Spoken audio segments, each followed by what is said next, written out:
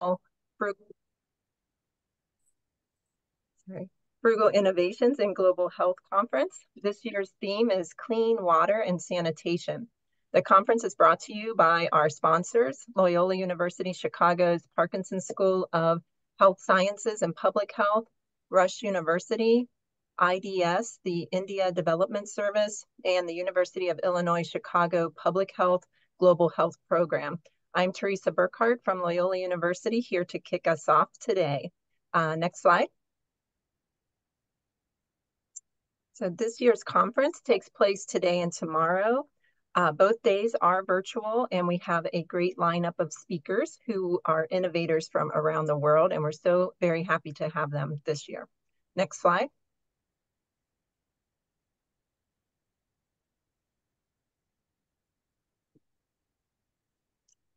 There's also still time to register for Friday. We would love to see you back here again tomorrow morning, same time.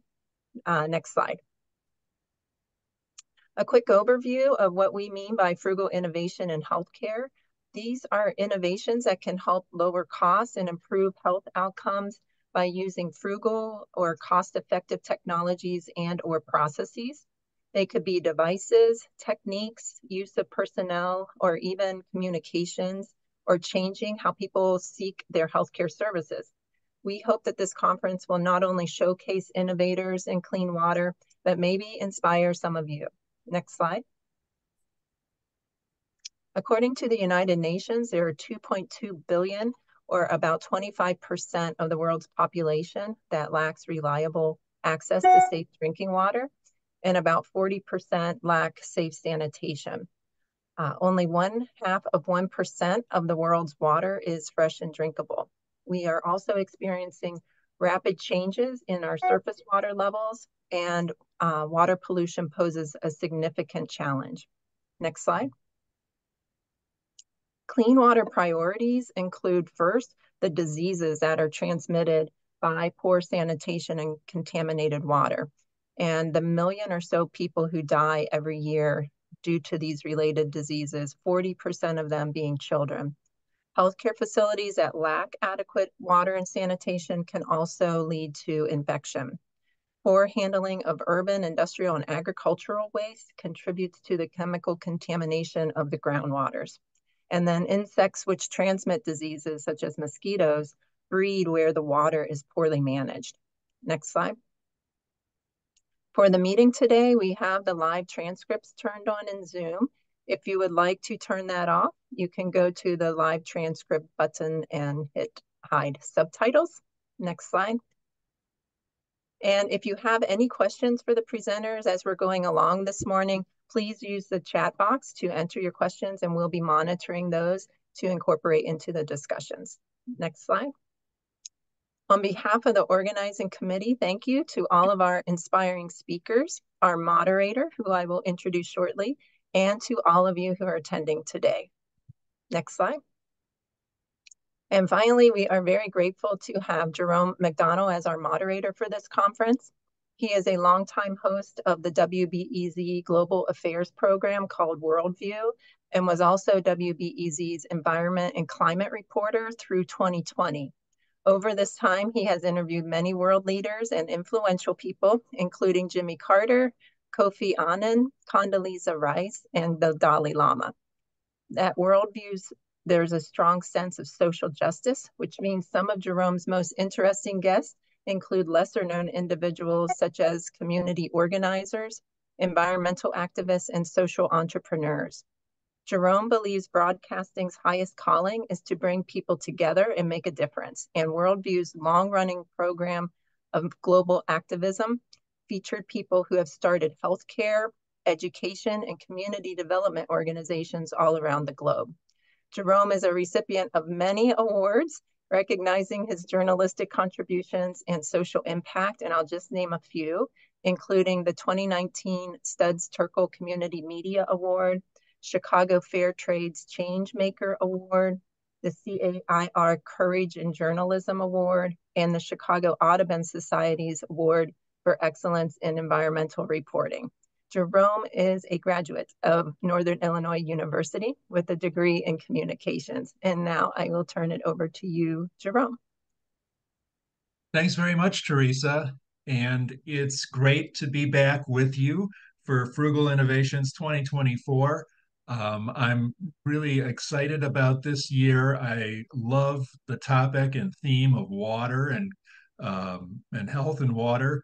I always come away from the Frugal Innovations Conference with inspired. I feel that there's a sense of wonder that I come away with. I feel like there's a sense of possibility that we can all tap into. And just to know that people are out there doing such innovative work and with a little going a long way and really helping people.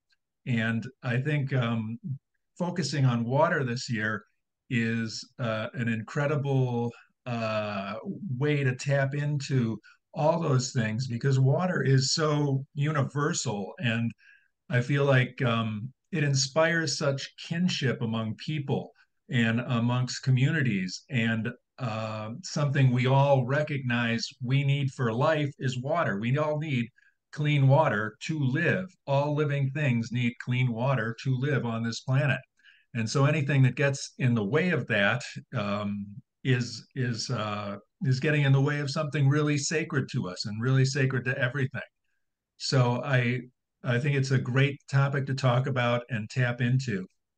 And I think we see this in a lot of different ways. We see this with all the communities that rally around water, whether it's people in Flint, Michigan, whether it's indigenous people rallying against fossil fuel organizations in this country or elsewhere, whether it's mining interests around the world. People will come together and really fight for their clean water and do incredible things and create incredible innovations to get clean water and good sanitation. It's a must. And our keynote speaker today, our first speaker, really taps into the whole kinship quality of water that it inspires. And she gets right at it with her art. And Mary Burns is here. She's an award-winning fiber artist and a master weaver from northern Wisconsin. And Mary's newest exhibit is Women and Water, Woven Portraits from Around the World. And it features women who work on water issues across the world, past and present. The exhibit's composed of 29 woven portraits of 39 women from 20 countries, plus the Arctic and the Antarctic. Mary gathers inspiration from many places and cultures in her work. Previously, she's had an exhibit called Ancestral Women that featured woven portraits of an elder from each of Wisconsin's 12 native tribes and 12 complementary, along with 12 complementary weavings. This is a wonderful exhibit. I hope we get to see lots of pictures and welcome Mary Burns and congratulations on this awesome effort you've made to really bring people together around water. Good morning. Thank you so much for what a lovely introduction. Thank you for inviting me to participate in this exhibit in this conference today. I'm very happy to be here. So next slide, please. I live in far northern Wisconsin, about 40 miles from Lake Superior, and we are so blessed to live here where there is such fresh, clean water. But there are so many places in the world where that is not so. Next slide. So this exhibit is to celebrate and honor women and water and the women who work with it, protect it, and advocate for it. Next slide, please. So as Jerome said, there are 29 portraits in the exhibit representing 39 women from all over the world. Next slide. So here's a map just showing the range of the exhibit. So what's so interesting is that the women are ordinary women doing extraordinary things. Next slide.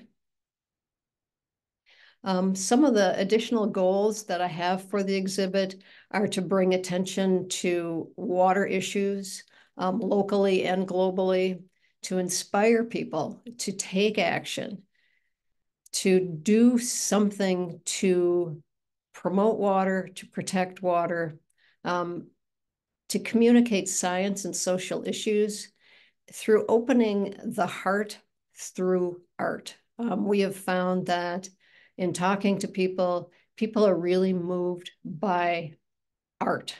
It really speaks to people. So this is a portrait, one of the weavings. So I will have throughout the presentation photographs of the weavings along with photos of the women. Next slide, please. So as Jerome mentioned, my earlier exhibit was Wisconsin's 12 tribes. It was I wove an elder woman from each of the tribes. And I got to know a lot of these Native women and have become good friends with many of them. And through that exhibit, I came to understand that so many Native women have this deep appreciation for water, and they are really the water keepers in many societies. And across the globe, women are considered the water keepers mainly because they are the birth givers. So grandmother Josephine Mandamin Ba from Ontario has been the person who really promoted water walks. And a water walk is a sacred journey around or along a body of water to help raise awareness for that water. And Josephine walked over 15,000 miles for water in her lifetime. She walked the length of the Mississippi twice. She's walked around each of the Great Lakes. She walked from the Pacific to Lake Superior and from Lake Superior to the Gaspé Peninsula. So she was the first person I contacted about this exhibit. Next slide, please. And she gave it a lot of thought and prayer and gave me her blessing to include her in the exhibit, and thought that the exhibit had the best intentions. So I was blessed to be in her presence several times, and I was able to weave a portrait of her for the exhibit and one to give to her. So next slide, please. So I'm going to give you an overview of the various women in the exhibit because it's just so wide-ranging. So the first groupings are water walkers. Autumn Pelchy from Ontario, I will speak about shortly. But Tinker Schumann from Lac du Flambeau is, she's an elder, she's a poet, she has led the water walks in Lac du Flambeau, and I live very close to Lac du Flambeau. And she and I have become very good friends and consider each other sisters. So she's a wonderful bridge between communities. Next slide. Other water walkers include Tawera Tahuri, who was in the United States and met grandmother Josephine. That photo in the top corner is Tawera with grandmother Josephine. She was so inspired by Josephine's work that she went back to New Zealand and started water walks there. Sharon Day from Minneapolis is an elder Ojibwa, and she has led over 20 walks, including the length of the Missouri River. Next slide, please. So there are many, many activists in the exhibit. Wilma Mankiller, I'm going to speak more about shortly.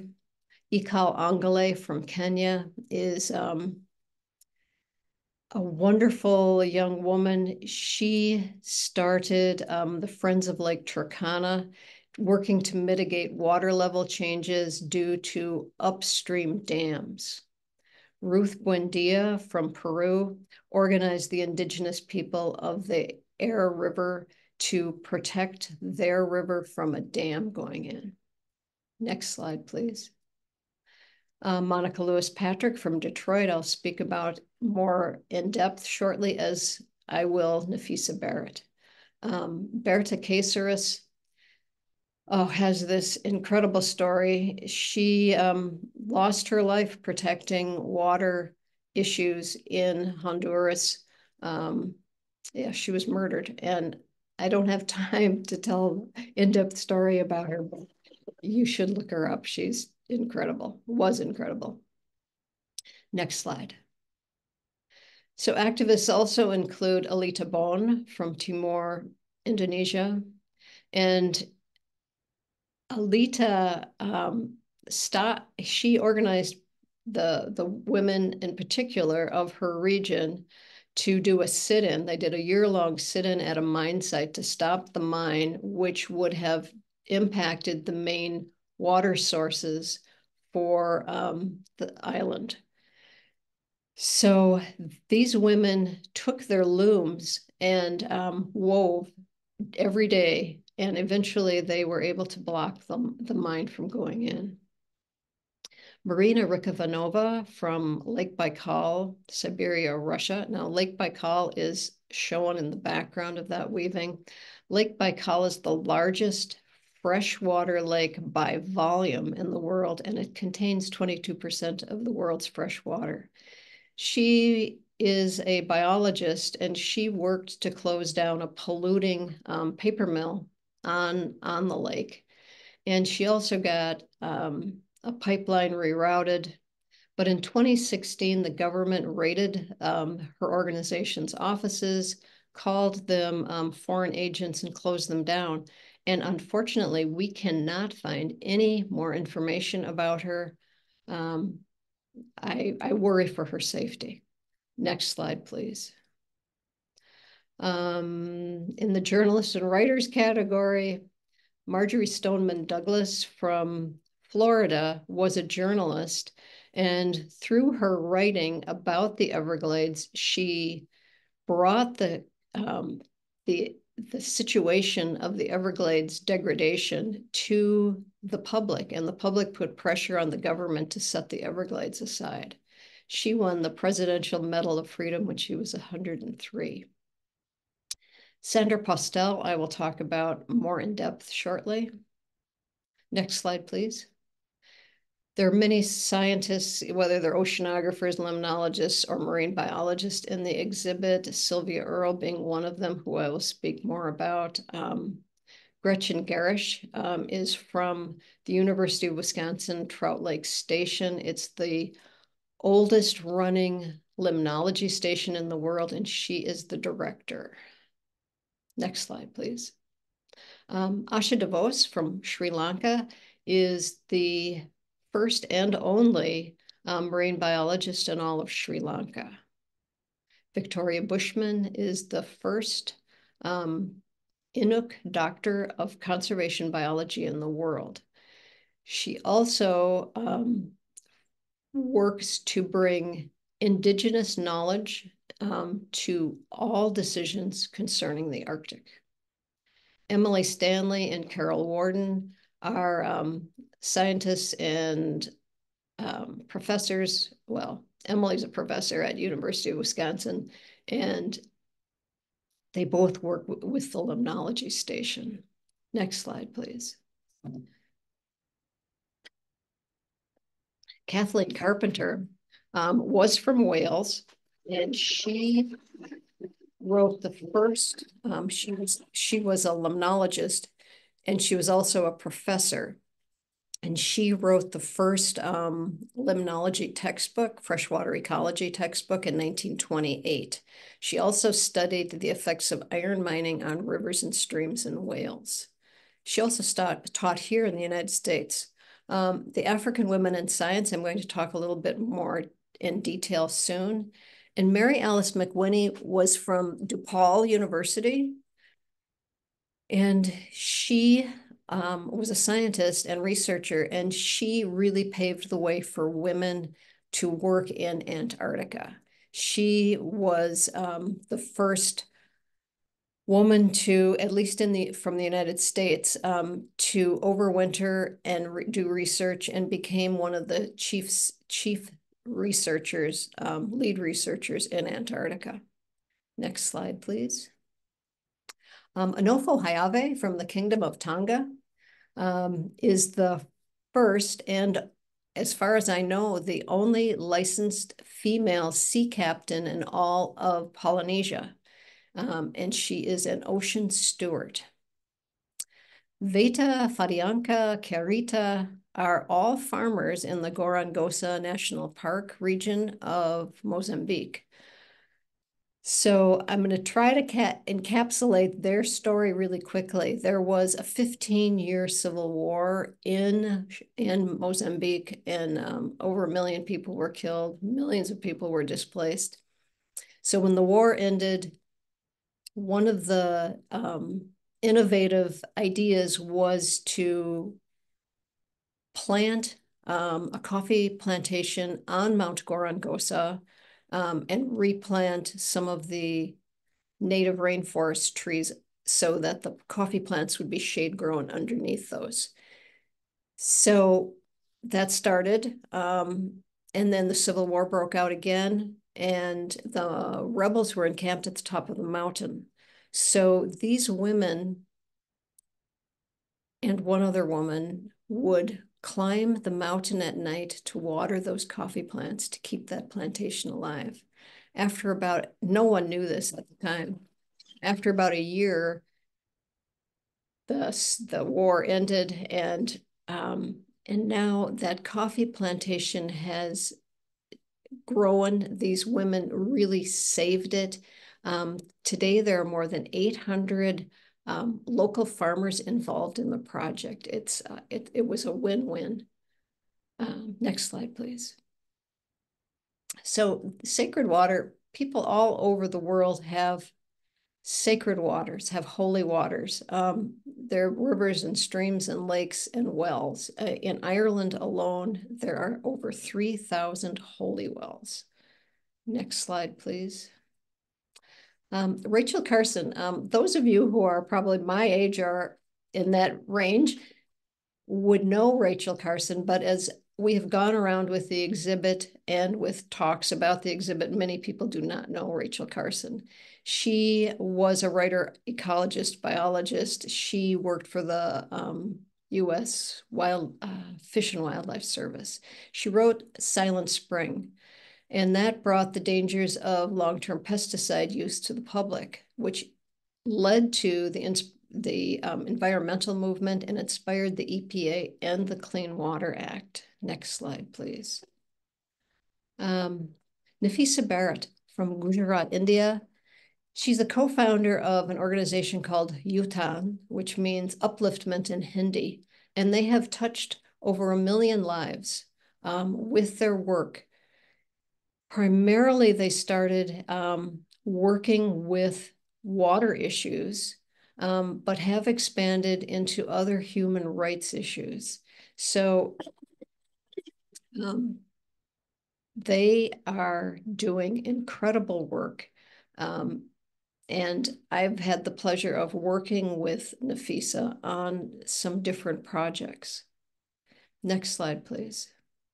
One example is that they have created 14 different water technologies because the area they live in is extremely arid.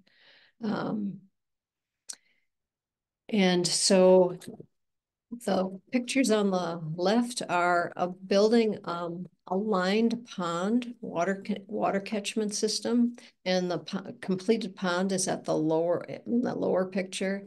In the middle is a solar powered well, and on the top right is an underground, it's called a subsurface check dam. So they were building it in the top image, and then the completed dam is shown below.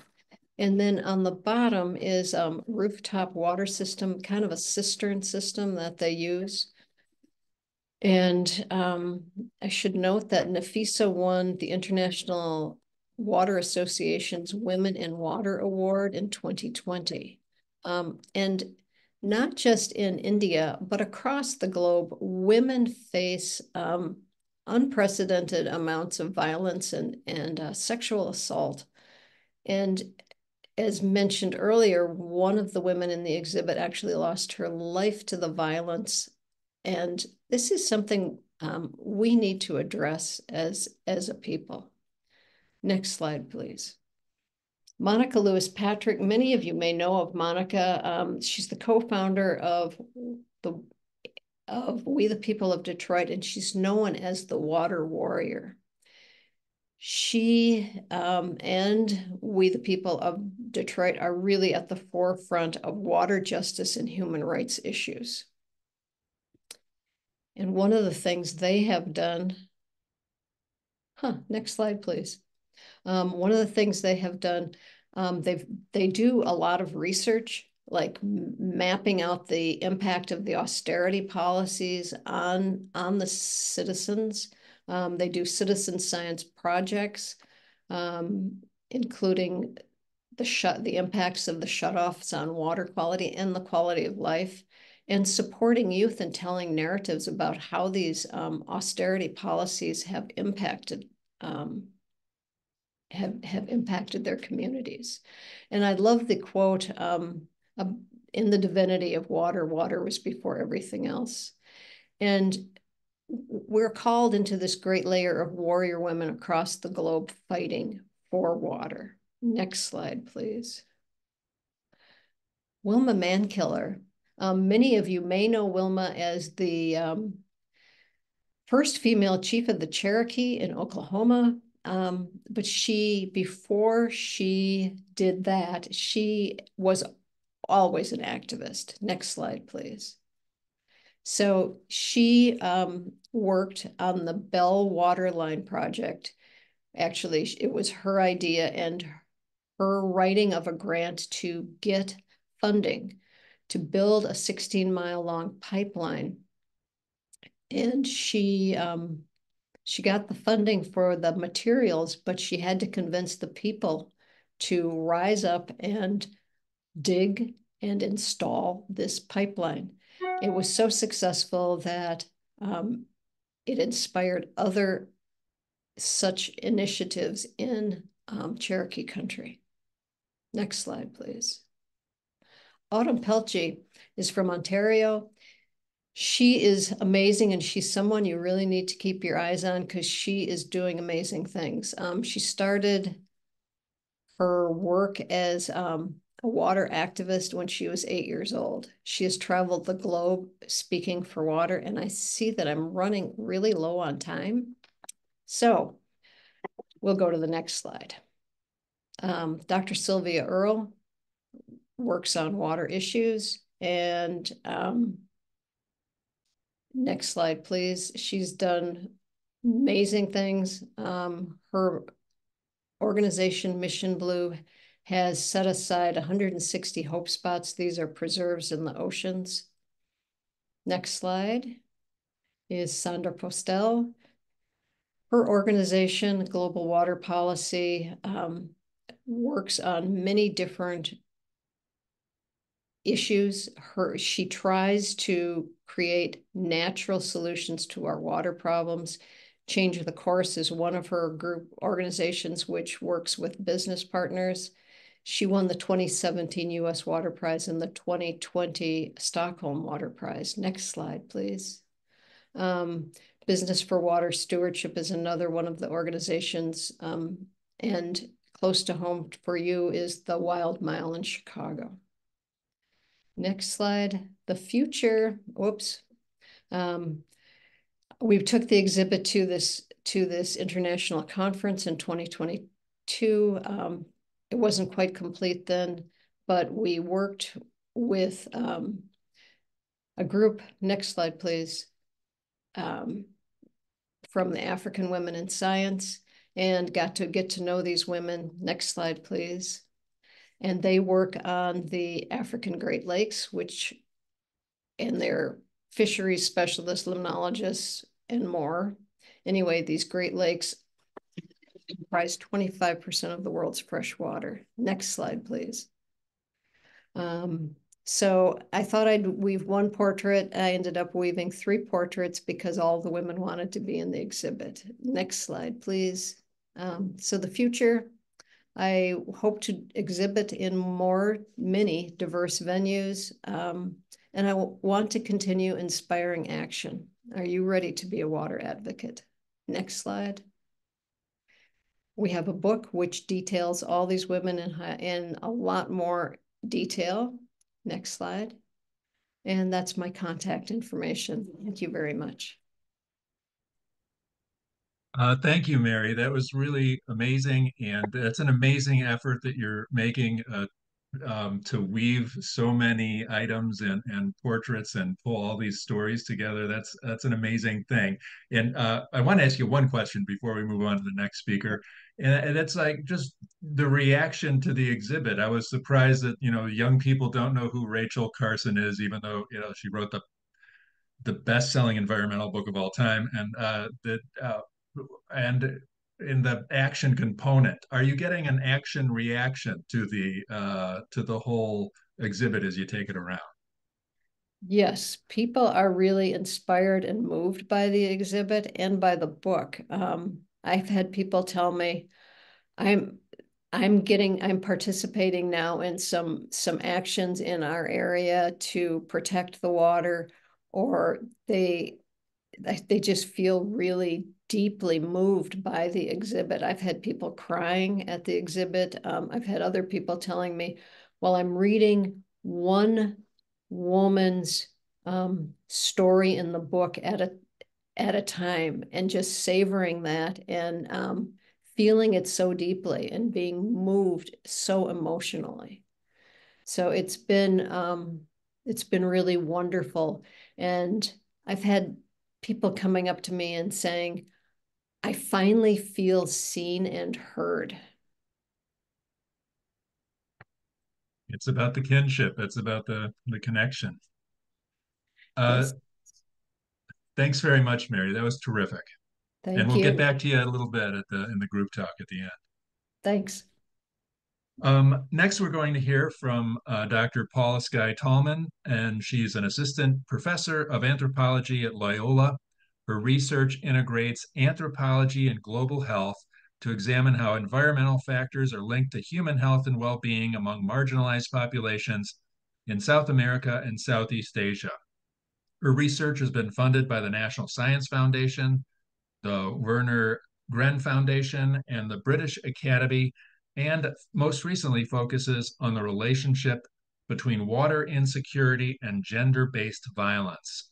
Thanks very much for joining us, Professor Tallman, and we're looking forward to your chat here.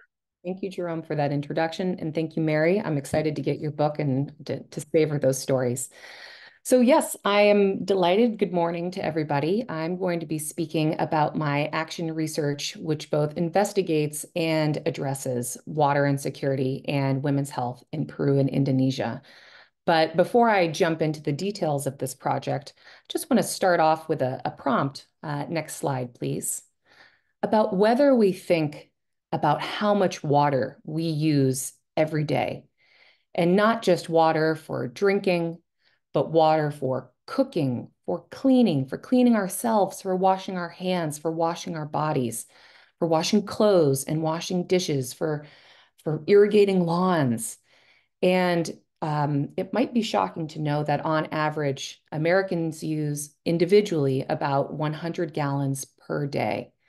And we don't think about how much water we use. We just turn on taps, we just turn on the washing machine, or the weight of water. And 100 gallons is about 835 pounds of water per day.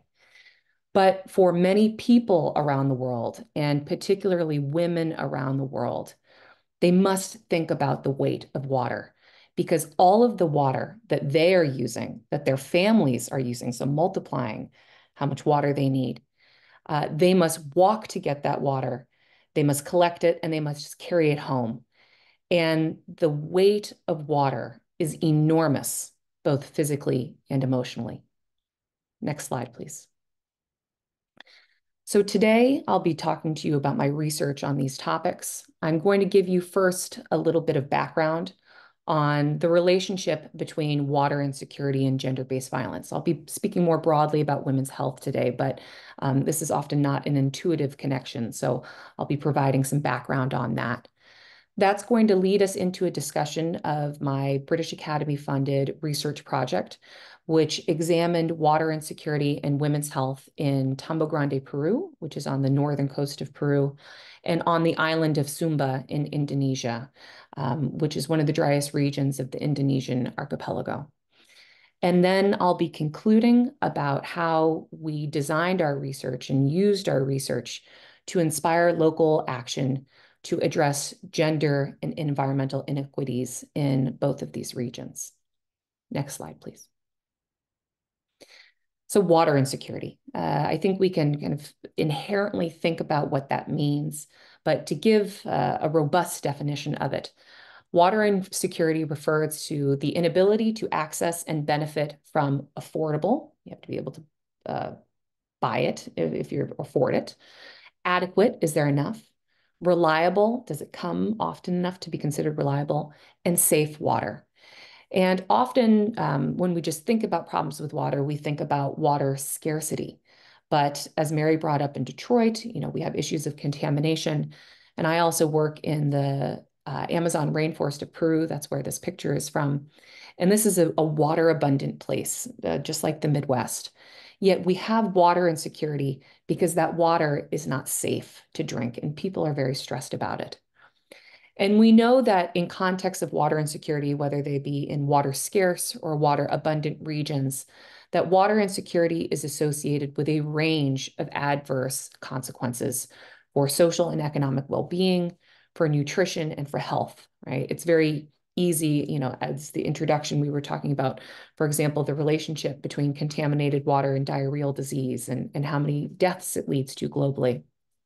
And then when we think about water scarcity, not having enough water, how it leads to thirst and to dehydration, which obviously is a major stressor for human systems. Another relationship that Mary actually alluded to during her presentation is that there is a relationship between water insecurity and gender-based violence, which I'm going to explore more on the next slide, and also with many facets of women's health, ones that we wouldn't always think about that emerged in our research project. Next slide, please. And so recently, my research team and I published a global review of the literature where we looked across the world at the relationship between water insecurity and gender-based violence. And we found that there are various manifestations of this relationship that vary kind of in these geographic spaces. So as you can see in the figure, there are issues that arise when there's water insecurity within households. And then spaces for violence to occur as women are walking to collection points for water. And then also altercations that are happening at these water collection points. So just to give you some more details to understand these dynamics, for example, when we look at this review, many women were reporting that they were spending hours waiting in line to get water. And so they got home late and they didn't have enough water. They weren't able to carry home enough water to be able to do all of the tasks that require water in their homes. And because they were not able to cook or clean, not meeting those household expectations caused problems with their partners that led to physical and verbal violence. Then we know specifically in sub-Saharan Africa, women are reporting that they are walking up to 4 miles per day, spending 8 to 10 hours per day collecting water. And they're often going to collect water when it's dark outside, and they're doing that to avoid the searing heat of the day. And so they are more vulnerable to not only attacks by animals, but attacks by people. And this also intersects with cultural norms, for example, around bridal abductions. And so many reports of girls walking long distances to collect water and bridal abductions taking place that are accepted by the community. And so this intersection between gender and cultural norms and water insecurity resulting in violence against girls and women. And then at the water collection points, women are waiting in these lines for hours. They're worried that there's not going to be enough water by the time they get to the front of the line. And so altercations arising between women, fights emerging. And then also, highly concerning, women reporting that they feel pressure to engage in transactional sex with the water providers, who are typically men, in order to be able to advance their position in the queue or be able to get water before it runs out. So this relationship between water insecurity and gender-based violence is what motivated our research project on this topic. Next slide, please. So our research, it's an honor to be able to work with an interdisciplinary and international team. We hail from the US, that's me, from the UK, which is Dr. Stromacol, our PI, Indonesia, Dr. Titi Rusidi, and from Peru, Dr. Gabriela Samon. And as we were designing our grant proposal and then the research project, after we were funded, we worked very closely with non-governmental organizations such as Oxfam and Water Harvest in the UK, as well as Sopan, which is a local NGO in Indonesia, which I'll be talking more about soon, and Prisma y Fe y Alegría in Peru. And as mentioned, we were working in two places because we wanted to look and see if there was this cross-cultural relationship between water insecurity and gender-based violence. In Sumba, you can see it highlighted in this picture, is kind of at the bottom of the Indonesian archipelago. It's extremely arid. In 2019, they reported 349 days straight without any rain, and only about 20% of the population has access to piped water. We're also working in the larger region of Piura, specifically in an area called Tambo Grande, and this is on the arid northern coast of Peru. It's primarily desert and dry forest. Both of the study sites are rural, and again, in Peru, we have very low rates of connectivity with piped water. Next slide, please. So the way that we designed the research was in two phases. And the first phase consisted of both quantitative and qualitative methods. The quantitative method was via a survey. We surveyed 350 women in Indonesia, 350 women in Peru. And we complemented the quantitative survey with semi-structured interviews. And those were done with local women, people working in health services, and also people working in water management. And this was to understand how women are being affected by water insecurity. When we concluded phase one, we then did preliminary data analyses, and we transformed our results into a format that is accessible to both the people with whom we are working and also with local stakeholders. And so in phase two of the research, we went back to the research sites and we held focus group discussions with both women and men. We kept them separated following the WHO's guidelines in order to facilitate conversation around gender-sensitive topics. And we told the people with whom we were working what came out of the research, and we asked for their solutions.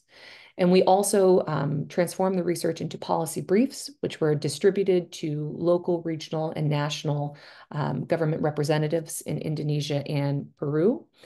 And we had a multi-stakeholder meeting again, where we discussed and asked for locally based solutions to these issues at the intersection of gender and water insecurity. So I'll be telling you about those solutions soon, but first a little bit about the research. Next slide, please. So in terms of results, we were surprised to find in the surveys that there were very few, maybe one or two women, practically no reports of gender-based violence by women in Peru. And this really contrasted with what we were hearing from the semi-structured interviews with women themselves and also with healthcare providers and social services who were telling us that there are, in fact, quite high rates of gender-based violence in this area. And so our interpretation is that there are very strong norms around silence in this context. So we weren't able to look quantitatively at the relationship between water insecurity and gender-based violence in Peru because we didn't have any information on one of the key variables, although there were very high rates of water insecurity there. In Indonesia, there was a contrast. We did get both high rates of water insecurity and high rates of gender-based violence. And when we looked at it quantitatively, we found that women in water insecure households were more than twice as likely to report experiencing GBV, being gender-based violence, in the last year. And when we did the analyses in a slightly different way, we found that examining household water insecurity scores as a continuous variable instead of dichotomous, water insecure or water secure, that every time this household water insecurity measure called HWISE went up, every time it moved up, it led to an increase in the odds of reporting gender-based violence. And we have recently published this, our PI, Stromacold, being the first author. This is in the journal Social Science and Medicine. And we not only present this quantitative data documenting this relationship, but also the information from those semi-structured interviews, which really yields insights into the dynamics that are culturally shaped underlying this relationship. So in Indonesia, there is a patrilocal organization. This is where the anthropology comes in. And for patrilocal organization, hopefully my students who are watching know, is where women will go to live with their husbands' families. And next slide, please. We found that had effects on these dynamics, that women were reporting that parents-in-law, and particularly mothers-in-law, were perpetrators of verbal abuse that related to household water insecurity. So for example, a young woman told us, "I was berated when my mother-in-law found that the water container was empty. She said to me, 'Why don't you pay attention to the drinking water container? You have to make sure that the container is always full. An empty water container is not tolerated.'" She continues, "For example, if I'm late or forget to fill the hot water container to make coffee, she will scold me for not doing it. My mother-in-law got angry and screamed to my husband, 'I'm the one who takes care of you. I gave you money to pay for your wife's bellis,' which is Sumbanese for dowry." And so here we're seeing this combination of living in the same household with her mother-in-law, water insecurity, and then this cultural practice of having a dowry, putting economic pressure on this young woman to be completing these household tasks. In addition to being, thank you, patrilocal, there's also a caste system in Sumba. And the caste system is a system of, it's a social hierarchy. And there are hamba, who translates literally into slaves. So there are masters and slaves in this context. And the caste system in East Sumba also plays a role in exacerbating the relationship between water insecurity and gender-based violence, because anger can be taken out on people who are considered lesser than. So a woman hamba told us, "If water's not available at home, she," referring to her master, "will get angry at me. If she thinks I spend a long time getting water, she will use a chance to get angry at me. Yesterday, she got angry and hit my youngest daughter. It left marks on my daughter's back, and you can see the marks from it." And so now we're even seeing this intergenerational transfer of the tensions arising from water insecurity going to children, leading to violence against children. And so while we didn't have this GBV piece quantitatively in Peru, in both Peru and Indonesia from the semi-structured interviews, we have a plethora of data indicating how water insecurity influences women's health. And next slide, please. In a recent publication that's just come out in the Journal of Violence Against Women, we categorize these forms of harm against women and children into 4 categories. And the first being wash-related deficiencies. So we had women telling us that many women suffer from vaginal infections, from water scarcity, because we cannot do our intimate cleaning. That was from Peru. And in Indonesia, we had women telling us that they had to use drinking water in order to keep themselves clean during menstruation, and that they couldn't use the drinking water for other purposes, and they couldn't bathe themselves. So they just did not have enough water to be able to do things as basic as staying clean during menstruation. Also, a huge theme that emerged, very, very concerning, were these reproductive burdens, where women were talking about the vulnerable periods of pregnancy, birth, and postpartum. A woman told us in Indonesia, "I still had to draw water until it was time to give birth. I fell near the spring and I was taken to the hospital and gave birth to my child not being full term." And this is not just a one-off. We had other women saying that literally the strain of carrying water led them to go into premature birth. A woman in Peru told us that a few days after she gave birth, she had to carry water, and she felt something slip out of her vagina, and it was her uterus prolapsing and slipping into the vaginal canal from the strain of carrying water too soon after birth. And then I lumped these 2 categories together, but there are substantial opportunity costs and also negative biosocial effects on children. And we heard many women saying, "I don't have enough time to do it all. I can't collect water, do all the things I need to do at home, let alone have enough time to maybe start a small business or to be able to grow more food." And particularly in Peru, there was a huge emphasis on girls missing school because they're spending time collecting water. A participant in the study told us sometimes the situation of having women managing water, girls drop their studies because it's them who first have to prioritize water at home. And if you could click, please. And so in this paper that I'm referencing, we look at this, we use the metaphor of an iceberg. And at the top of the iceberg, we have these conventional conceptions of violence against women, which are broad, including physical, psychological, sexual, and economic violence, something that we should be we are very concerned about. But there's more.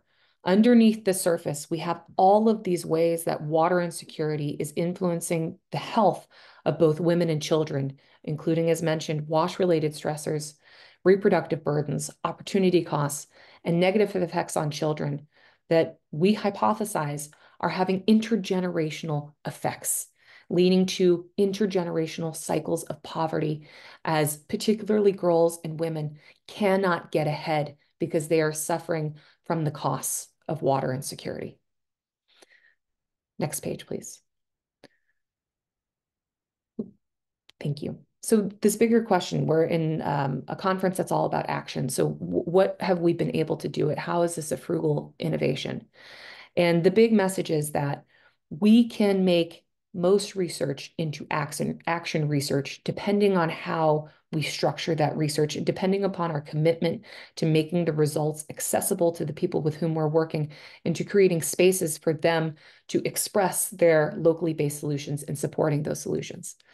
So when we had phase 2 of the research, we had people who actually in both Indonesia and Peru, cross-cultural similarities here, were requesting training on gender equality and environmental health. And so we had time in the project and the funding to be able to do that.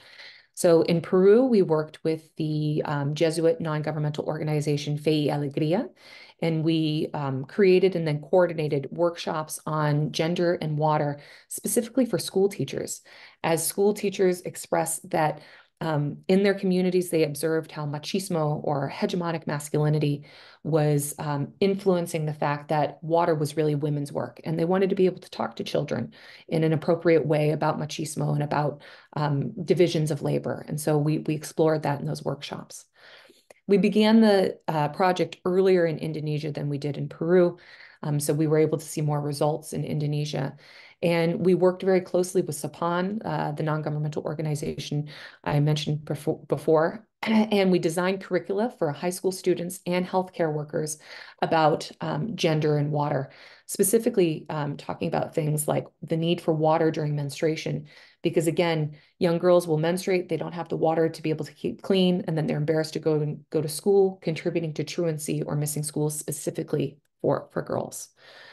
Then finally, as mentioned, we created policy briefs for local and regional stakeholders, and we were able to go back to Indonesia and check in on how everything had gone. And we had village leaders tell us that because of their participation in the research, they elected the first woman to their government board, that they hired a midwife because they saw these the salience of these reproductive burdens. Cross-institutional networks for women who were victims of violence were built, and actually a safe house for victims of gender-based violence was built, which we were able to visit. And the programming that I've mentioned on gender and the environment has been expanded to the larger Regency. So really, I think that this is frugal in that we can do research, but we can also support local action just by considering bringing the people with whom we're working into the center of our work. Next slide, please. Thank you very much. I'm happy to answer any questions or talk at another time. Thank you. That was very powerful and very interesting. I am going to do one question too. It seems like, I mean, these are such deeply rooted cultural norms that you're trying to change, uh, and and you bring data to catalyze change. Is that what did people really in the community just need proof, just need the data to be put in front of them to kind of, because there seems to be such an array of solutions there, from elections to educational to young children's education. How does that is it just data? Do people just need the data? I think it's more than that. I think it's bringing to the fore these issues to conversations because they're so embedded that they don't often get recognized. Like people, women recognize that machismo is at work, for example, in Peru, but there are barriers to talking about it. And so I think that particularly starting with students, with young people, and saying, hey, we're going to talk about this in an open way is key to changing these conversations over time. And as an anthropologist, you want to be very careful about saying you want to change people's culture, right? Like it's something we have to be very wary of. And that's why it's very important for us to open these spaces for people to talk and not for us necessarily to come in with an agenda, but to say, this is the data, this is what we're seeing. You tell us what you think about it. And the great thing was in Indonesia, particularly, we had a lot of men who were very much behind this, and it has to be a partnership. We just submitted another paper for publication about preventative approaches to gender-based violence. And if you're just pointing fingers at people and telling them they're bad, that's a really poor way to approach social change. It has to be a partnership and a conversation. Well, we'll talk more in the group chat at the end. Thanks very much, Paul. That was terrific. Thank you. Our next speaker, and we'll go to the other side of the planet for this, Trupti Jain. And Trupti Jain is a globally acclaimed gender expert with over 30 years of experience navigating various spheres of women's development across India, Southeast Asia, and Africa. From grassroots implementation to government policy framing, she has left an indelible mark in sectors ranging from the environment and urban development to education and women's empowerment. Through her social enterprise, Narita Services, Trupti addresses critical challenges in water management, focusing on climate change mitigation and disaster reduction. She's garnered recognition from prestigious institutions like the World Bank, the Millennium Alliance, and the United Nations. And thanks very much for joining us, Trupti Jain. Yes. Thank you very much, Jerome, for such a nice introductions. And I'm really thankful to the IDS team, especially Nila Vora and other people who become an instrument to present this case over this appropriate platform. So thank you very much. I think I'm very excited to share my case studies over here because it is not only solves the water challenge, but it solves the problems of the climate change impact, climate change effects, and also how the women farmers took the challenge, fight for it, found the innovations, and how they get back their dignified life back. So this is a wonderful local case studies for me as a point of view about the impact and especially the social impact under the water scarcity area. Thank you. I'm starting. I'm based in the Gujarat state, western part of India. And we are working in the northern part of the Gujarat states, which has a very good ranking, economic ranking, but we are very health ranking wise, we are very poor, and the gender ranking wise, very poor. I'm very glad that Mary has already set up the background of that is the water scarcity is the global problems, and Paula, how the water and the women's life are jointly connecting with each others very well. She has framed the things. So how now that I'm representing how the local women come out of this challenge and make their life more easy in the context of harvesting the water conservation technology.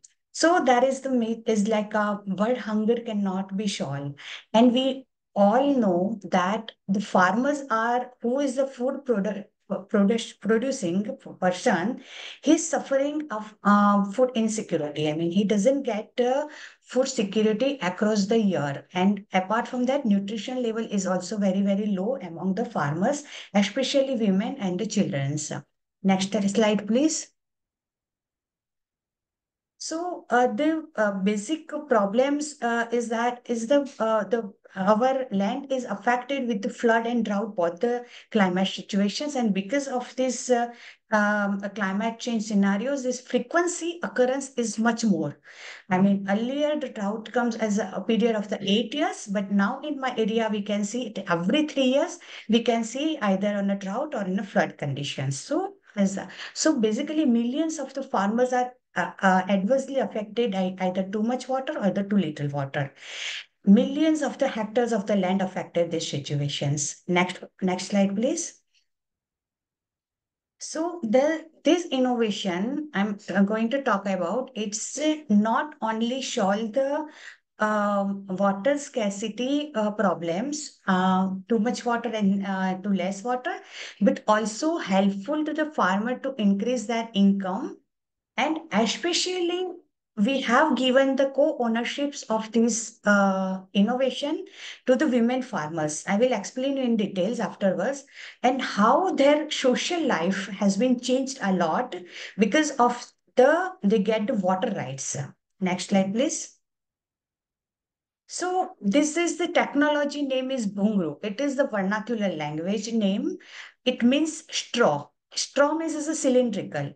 And the Bungru in technology has the main part is the cylindrical pipe.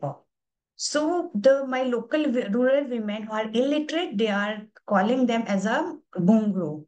And we continue this name because they feels the more comfortable with this name.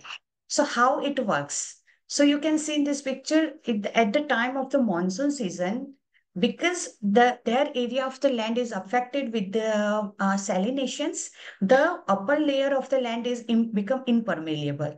So the water doesn't get percolated automatically and absorbed by the soil in the monsoon season, and land gets waterlogged for 15 days to 2 months period of the time. So they cannot grow the crop on that land, although they have the plenty of water. And in a lean season, I mean, when the dry season, they don't have the facilities because the groundwater is uh, abnormally costly for them to access it, and the water cost is also very very high in that area. So basically in lean season, because they don't have the water, they could not grow the crop. So this is the situation. So how Bungru works? Bungru is injecting first filter and injecting the excess rainwater into the soil strata and store that water into the soil stratas. Next slide, please. Okay, so in the monsoon season, the water we are storing into the soil aquifer, and in the rains, in the lean season, I mean dry or when the water is not there, we are lifting this water out from the soil aquifer for irrigations. So there is zero crop earlier, no crops during the year. Farmers has to migrate to the other area for the construction labor work, or maybe in some other as a laborer to other big farmers area. Now they can cultivate their land and they have minimum two crops, guaranteed two crops in a year. Next slide, please. So basically, these two pictures simultaneously will help you to understand how the Bungru works. It's basically the soil aquifer recharge technology, which helps the farmers to get rid from the excess water and provide the same water into the lean season for the irrigation purpose. Next slide, please. Now, this is a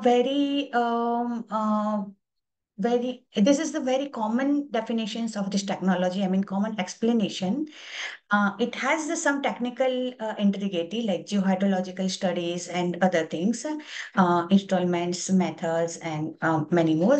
But basically, how it works that I show you, and this is the vertical the pictures. I mean, you can see that how it works. It's basically what we are doing to changing through this innovation, Bungru. We are planning to have the 10,000 units of this and trying to address the millions of the farmers through this innovation. Next slide, please. Uh, till date, what we have done, I mean, nearly 5,000 plus unit have been installed. We have reached to the 125 thousands peoples, 100,000 peoples, and also we are able to conserve nearly more than 2,000 millions of the liters of the water per year through these units. And we have not successfully installed in 12 states of India, but also it works in Ghana, Vietnam, Bangladesh, and Rwanda. So the water is a global problems, and we need this kind of the local technology. We need to reach out to the at the global level. Now, I am just taking a break over here. How the women farmers have played a major role in this scenario. That's I just want to include. I think Paula has very deeply mentioned about the conditions of the women related to the water, and it all is applicable in my area. I mean, they have to fetch the 8 to 10 hours of the time for the fetching the drinking water at home. They don't have the access water for their own cleanness and a bath, even for the family also, as their migration is very very high because they don't have the cultivable land in absence of the bungalow, so they don't have the steady life, so they don't have the health facility, accessibility of health facilities, education facilities, and very very poor menstrual hygiene conditions. So I'm not repeating over all the problems. All this is and casteisms, as she mentioned in East Shumba, that is also applicable in our areas and many of our area where we are working in African countries, Bangladesh and South Asian countries. So all the problems are there, women related, women and water related. So Bungru not only provide the water for irrigations, but access the water for the sanitation also, because it is easily available to their farm areas, I mean, very nearby. And the most affected part of the for these challenges is women, because the women. So women took a challenge that we want to solve these problems. And with my co-founder Viplopal was working in the Patan area since last 3 decades. They together identified the solution of this problem by trial and error methods in 2007. Uh, and we have not by using the traditional knowledge, women are working in the farming area since years of the years. They have the very good traditional knowledge, but they don't have recognitions. I think, Paula, this is the main problems with the women also, because they are working in agriculture land as a laborers, but they don't have the access over their economic output. So while the crops are selling by the man into the farming area, they have to it is in the income is in the hands of the men. So women don't have the land rights, so no assets rights. So that's why the domestic gender-based violence and the domestic violence are very, very high, because they don't have any assets right. So to solve these problems, what we did to the co-ownership of the bungru to the women farmers.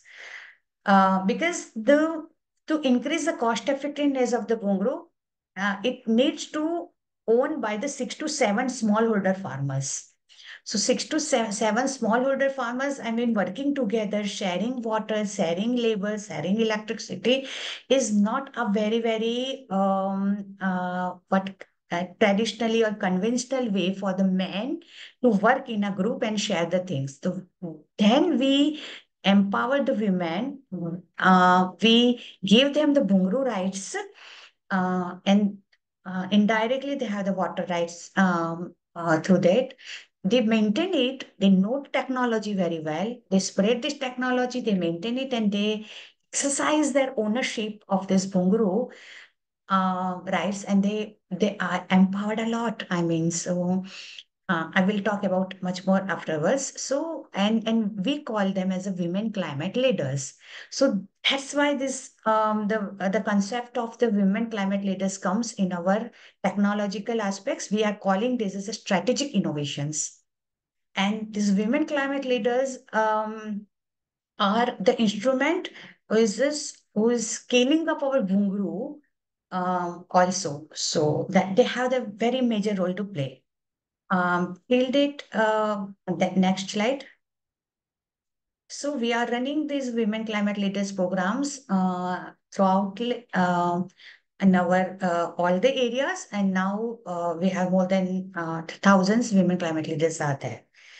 So now we are the social enterprise. So what we are doing, uh, we are giving the services to the rich farmers, borewell owners, industries, government, corporate sectors. Those are our customers.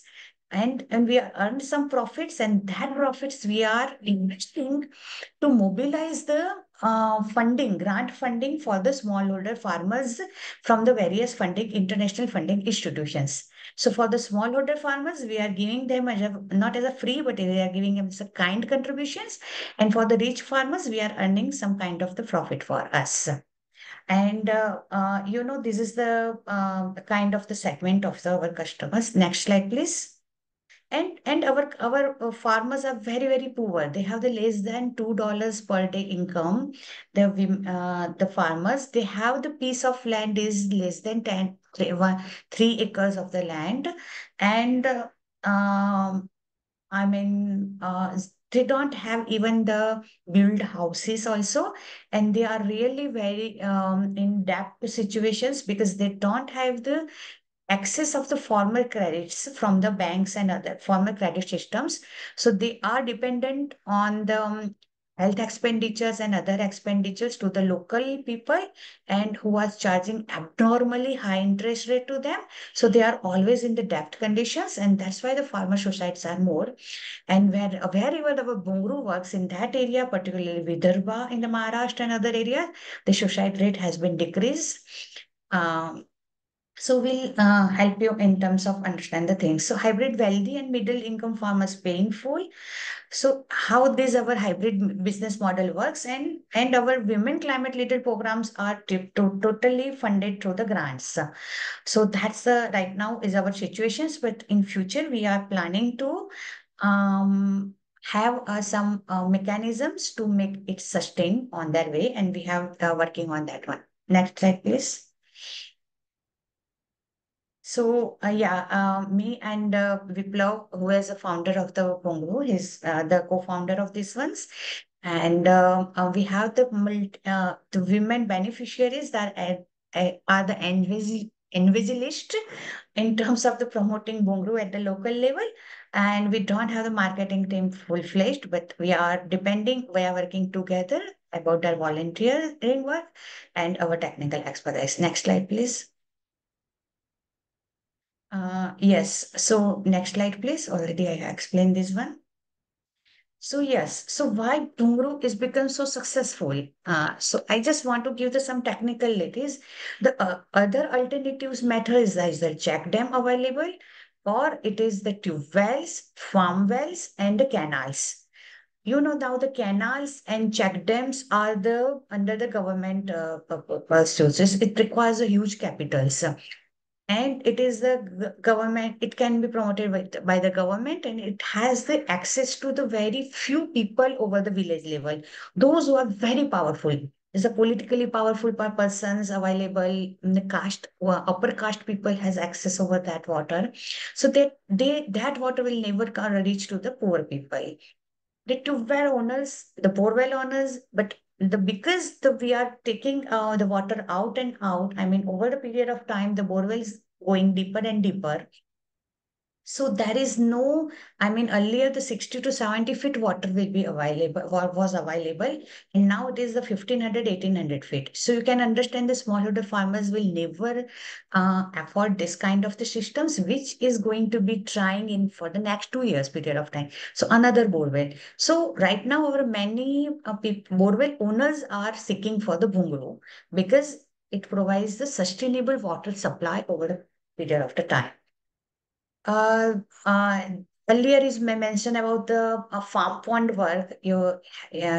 People have seen the pictures, but farm pond required a large, huge space, and smallholder farmers have the very less space. So farm pond is also not options for them, and so in all these alternative irrigation methods is not sufficient enough to take care of the smallholder farmers' need, and hence Bunguru is the only and most successful solutions for them right now at these situations.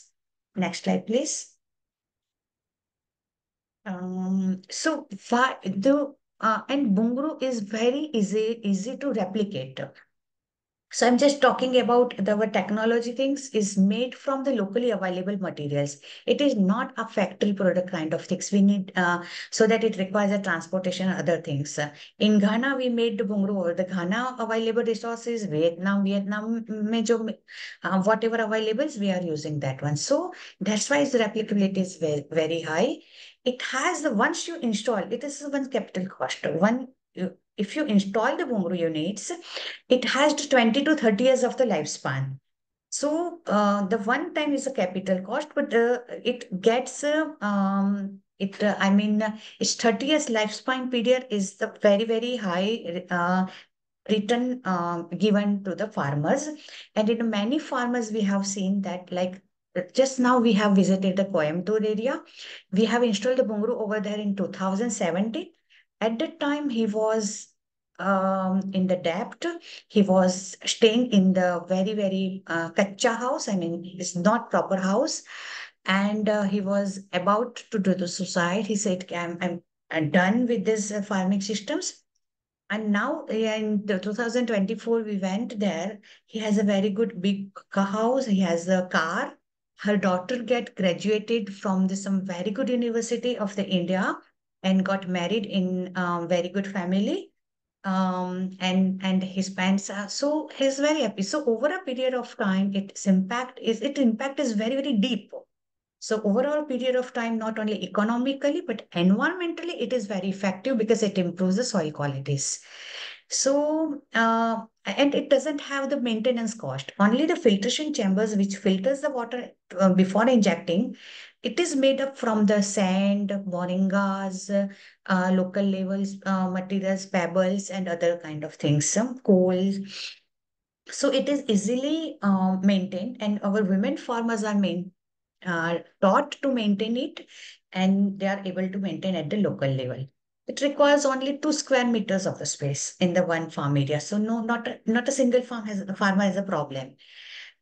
Is eco-friendly because not a single energy has been used while injecting in the water. While we are lifting out the water, we require some kind of the energy, which is electric energy, or maybe there are some diesel energy requires. And value additions is like we are working on the solar pumping systems. We are also, this is a flooded irrigation right now, but we are also attached with the drip and the sprinkle irrigation so that that irrigated area will be very, very large using the same amount of water. Next slide, please. So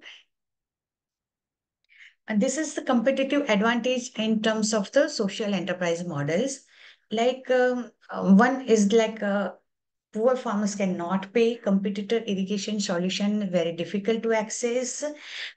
And all these factors make it more demandable in these present situations. And we have developed nearly 17 designs, which is acclimatized with the 17 geohydrological regions. And so it is not a tailor-made, but it is, I mean, we can customize it using the local geohydrological situations. And of course, our women climate leader programs is a very, very powerful results, not only the scaling it up on a higher level, but also to change the social equations at the grassroots levels. I mean, reducing the gender gap at the grassroots level. Next slide, please. So it is like Jerome already mentioned, it is a World Bank awarded, is a three times UN awarded technologies, and it also the Cartier awardee, and many global platforms is also has already the, and so many global partners are also coming to us for expand their technology in that area. Next slide, please. So now we are just summarizing the Bungru benefits. The first is crops can be grown year round. First, the crops will be grown only, not zero crops, because excess water in one season and no water in other seasons. Now it is a minimum two crops, and some farmers are depending on the rain and water availability, taking three crops in a year. So it increased the smallholder farmers' income enormously. Now the women own the water. I said that these women groups are ownership. So they choose what to plant, they choose where to invest the money in education of the children's or the in the marriage or something. So that's also happening right now. No more migrations. The earlier, because land piece for them is available, but it is not cultivable, they have to migrate. So no more migrations, and that also the steady life in the rural area not also helps them to improve the access of the health and education facilities, but also helps them to helps them to survive the youth populations at the village levels. So it is the earlier youth was not ready to attach at agriculture sectors. That was they are migrating in the city area for the employment, and and wherever the Bungru is there, the youth migration rate is reduced considerably. It's not stopped, but it's reduced considerably. And more important is that earlier they were working as a farmers, area as a labor. So their work condition is work hazardous. Is very high. Now they are the owner, self-employed. They are the farmer. So now they are living the very dignified life. And that's the most important impact according to them.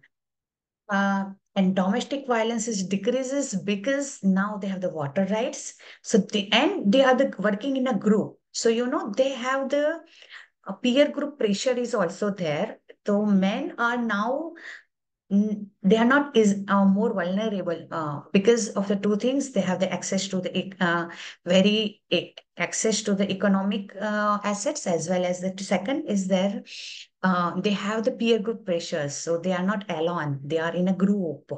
So that two reasons the domestic violence has been reduced considerably. Next slide, please. This is our some future programs, how we will make it more usable, and we need support from the various people of the world, like developing the mobile app which connects the women farmers capacity and the local farmers need. So like those kind of things. I will talk in details if anyone interested in satellite monitoring of the groundwater level recharging, and we are exploring the other markets also apart from the farming industries and other things. For example, residential rainwater harvesting systems can be converted into the with the Bungru system, so that the residences can get back the water for their daily needs. Next slide, please. Yeah, so this is thank you very much for listening me, and I'm very happy to say I'm very happy to invite the Mary also to meet our women climate leaders and many empowered women who want to tell so many things to the world and the global, and also the Paula also for doing the any kind of the research on these aspects. The Mirroring Hope is the website where you can find some interviews of our beneficiaries over there. So thank you very much, and I'm open for any questions. Tripti, that was very wild and informative. That was a wide-ranging discussion there of how a technology can make a really big social impact. And I want to welcome Paula and Mary back to the conversation for a bit, and we'll run a little bit over time here, but I don't hopefully not too much. It was so interesting that Paula and Trupti, your solutions to your issues were so different. Trupti's was a technology-based empowerment tool type of solution. Paula's is a anthropological discussion-based community model. Um, and you're both getting to the same places. I mean, how do you know when what is appropriate, when which is the better movement? Obviously, Trupti is working with rural farmers, and they need water to farm things. But it's kind of an interesting way to get it the same thing. You're trying to get people, community better health. You're trying to get women out of gender-based violence situations. You're trying to empower women. Um, uh, when is what right? Paula? Combo. Combo. I gotta say, I'm so excited by Trupti's presentation and technology. We have been looking extensively, wanting to bring back suggestions for different technologies, looking, for example, at the kind of like the mist nets, but there's no, there's no mist in these places where we are working. And so to be able to hear about this new technology that can, and agriculture is a huge it is the lifestyle in both Indonesia and Peru. So I think that exactly through these types of forums, making these connections, this is something that we're going to be bringing back to our study sites, I'm sure, or at least bringing this information back. So I think you combine them. Mary, do you have any thoughts about that? I mean, as somebody who's kind of had an overview of all that, and seen people doing it, all sorts of solutions all over the place. I love Trupti's talk, and I'm so excited about this technology. It seems so simple in a way because you're going to areas and using those local materials, and it's accessible. It will be accessible to so many people to be able to take that technology and make it their own. I love what you're doing. It's so inspiring. And Trupti, you mentioned it's accessible in Rwanda, in Vietnam, and applicable in a lot of different places. Whereas I thought of the kind of the salinity issue with the soil in India was maybe a little different than other places. How does it apply elsewhere? Yes, very good question. Actually, yes, that's why we have the 17 designs because the geohydrological conditions are different from area to area, and our technology depends on 21 variables like rainfall, the duration of the rainfall, intensity of rainfall, and other things. But believe me, it can be customized according to the local areas things, and it works well. And what about related to the women participation and women's farmer conditions? I'm sorry to say at the global level, all these conditions of the farmers are same, almost same. It maybe is slightly variations, but I have seen. I was not aware earlier about this one. When we have the Wiplo has innovated these solutions, we found that we are just helping to the local community only, right? We don't know that it is can be the scalability. But the World Bank and other peoples and like IDS help us, the Nilab and War. And so those people take these things as a national level, I mean the global level.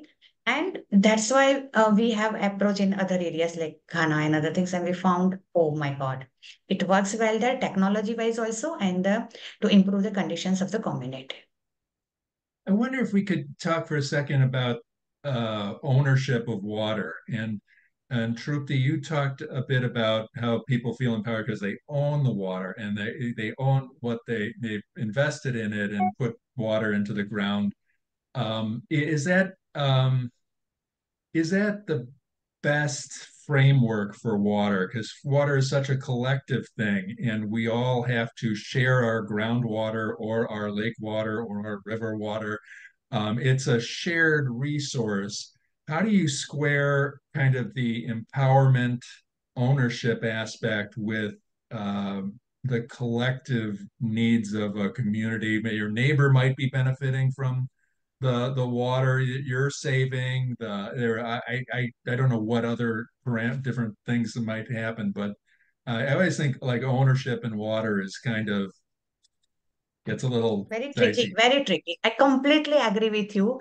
I want to go in the deep in my presentation, which will talk to long time. So first of all, the water is doesn't know the boundary, so it and to bound it, so the water while injecting into Bungru, it comes from the all the farmers area. So that's why it questions of the co-ownership, I said, because of the contouring and the watershed area, it maybe varies from 4 to 6 farmers average in my area, but it may be, yeah.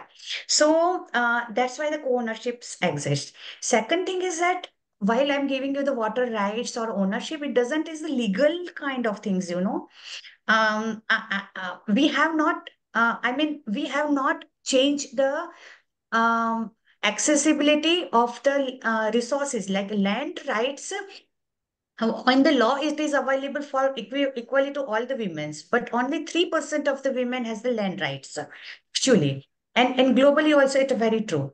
So we cannot change that picture. I mean, although we have done a lots of massive movements at the national, local, regional, and other levels, but because the land is the precious issue for the farmers, they can show that only these things. I'm the 2 acres owner, I'm the 5 acres owner, I'm the 10 acres owner. So they are never given up on the lands.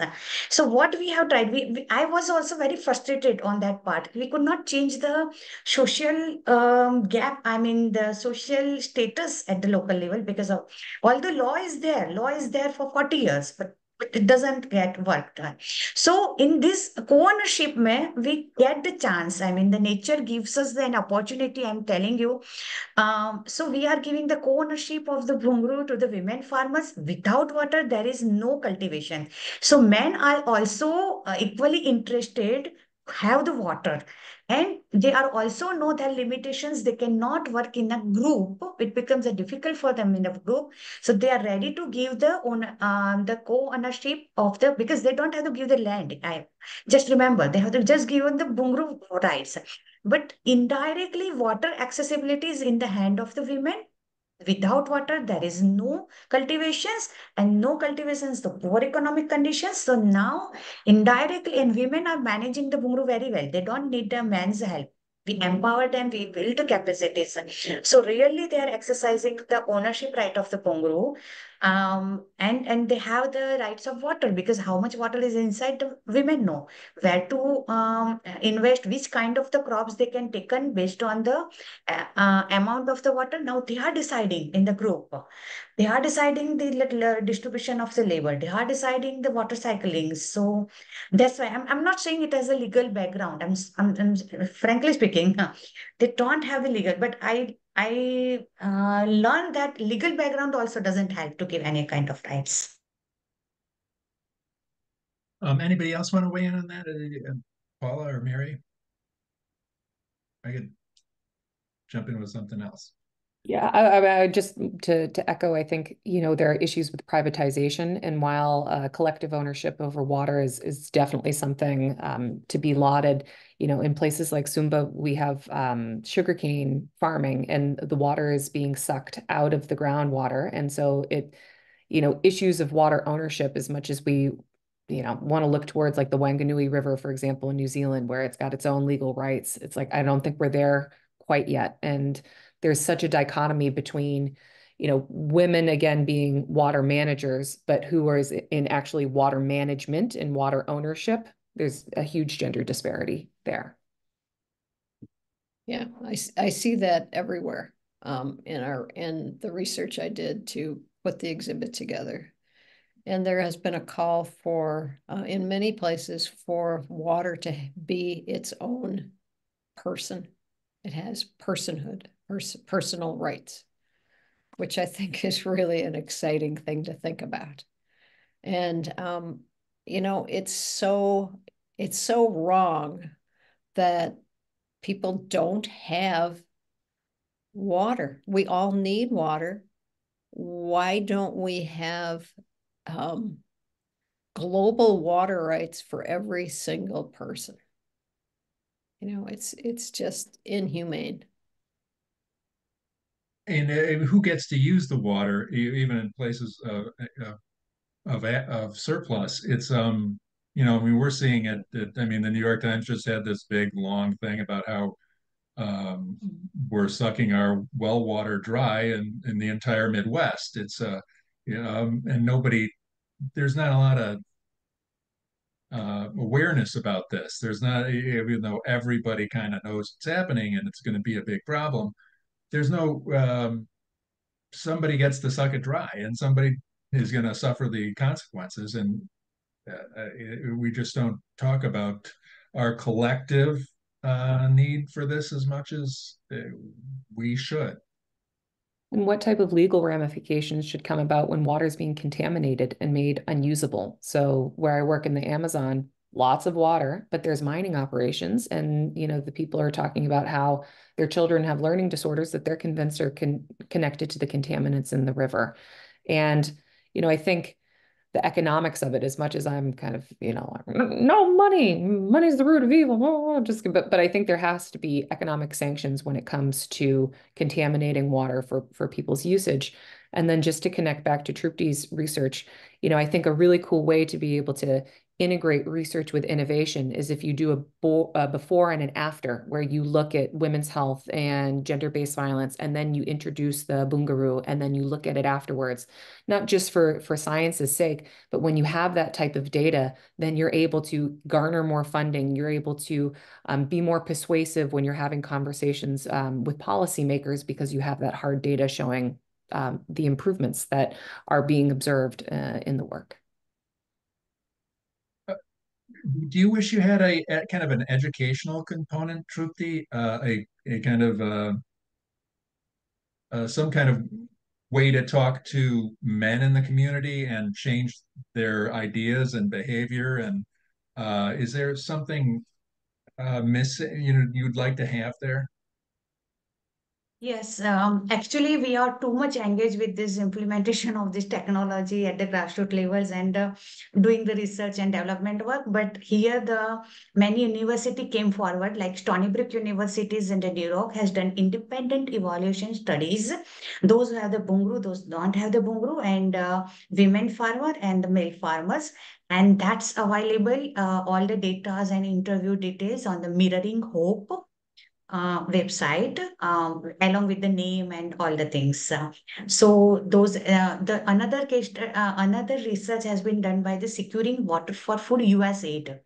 USAID has done extensively research because they have funded us, and they extensively research on the socio-economic profile before the projects, after the projects, what kind of, but that period is very short, 3 years period, and this is not enough. But still, you have the data that what kind of the people, social profile, economic things, and other things. And third studies has been done by against the US Development Lab on the environmental analysis, IME something the report, so that the experts came in our field area and find out that the environmental related, I mean, how much water is polluted going inside and when you are taking it out, how much is it safe, on those kind of things. And that is also in published website. There, it's the reports are available. And CTCN, the Clean Technology Climate Network, CTCN has also published two case studies in the COP28 and COP29. UN also has published this one. So those are the studies are available. We didn't do anything much about because we are very much engaged with the work or something. So those things are available. I will share over email if you want. Well, congratulations to all three of you on your work. It's an excellent and inspiring thing, and I'm glad we've had a chance to hear more about it. Mary, I do want to ask you about the exhibit. You're still weaving women to slip into the exhibit, and you're moving it around different places. And you're can we lob suggestions at you? Yes, please send me suggestions. I would love to have the exhibit go to many, many different venues. I am not at this moment adding more to the exhibit, but I am so inspired by women doing amazing work that I keep being tempted to add more, because it was hard to cut it off and say, okay, there's no more. But I may go back to it and add more. Well, I encourage people to check out online. There's interesting. You've got films and stuff of you doing the weaving and the whole bit, and it's very interesting to see. It's a technical marvel, and uh, kind of amazing to the decisions and aesthetics of the whole operation, which we didn't get into. But congratulations on your work. Hope to see the exhibit in person soon. And thank you for joining us, Trupti, from the other side of the world there. And congratulations on your work. And Paula, thanks very much for joining us as well. I hope everybody can come back tomorrow when we here at the Frugal Innovations 2024 are going to lean into a little more science and technology solutions, and we'll be hearing about sanitizing water and efforts to sanitize water in big cities. And it should be a good program tomorrow with a little different rub. Hope you can join us then, and we'll see you tomorrow. Thanks. Thank you. Thanks, everybody.